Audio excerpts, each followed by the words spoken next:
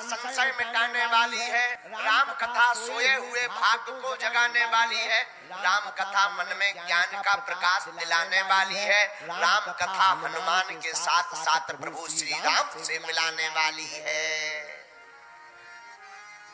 आज की कथा का सूत्र सुनो।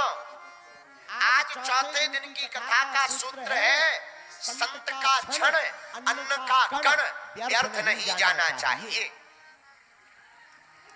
क्या? संत का क्षण, क्षण तो जानते हो ना, समय, अन्न का कण, अन्न का दाना, संत का समय, ये व्यर्थ नहीं जाना चाहिए। इसलिए संत का क्षण अन्न का कण व्यर्थ नहीं जाना चाहिए। साधु समाज सुधारक होता है, साधु उद्धारक होता है। संतों के प्रति भारत के लोगों दूसरा सूत्र याद करो, भारत के लोग संतों के प्रति आकर्षण नहीं, संतों के प्रति तो समर्पण होना चाहिए। आकर्षण तो नचैया गवैया वालों के पीछे होता है। हाँ, आकर्षण नहीं, क्या होना चाहिए? बोलो बोलो बोलो। अच्छा, तुम ऐसे कथा सुनते हो, बहुत कंजूस हो। जोर से बोलो। संतों के प्रति क्या होना चाहिए?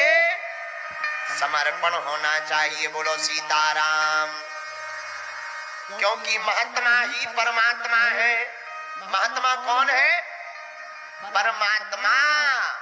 अच्छा, महात्मा परमात्मा कैसे है? जरा सिद्ध करके सुनो। हनुमान चालीसा में लिखा, गोस्वामी तुलसीदास जी ने हनुमान जी के लिए कहा, साधु संत के तुम रखवारे, साधु संत के तुम रखवारे, असुर निकंदन राम।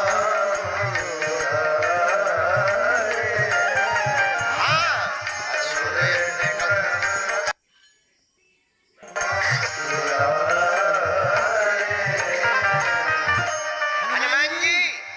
साधु संतों के रक्षक हो, तो संतों के साथ रहते हैं हनुमान जी, तो संतों के साथ रहते हैं परमात्मा, इसलिए इनको कहते हैं महात्मा। क्या कहते हैं? अब दूसरी बात, मान लीजिए हमको भगवान ना मिले तो टेंशन मत लेना, अटेंशन में रहना।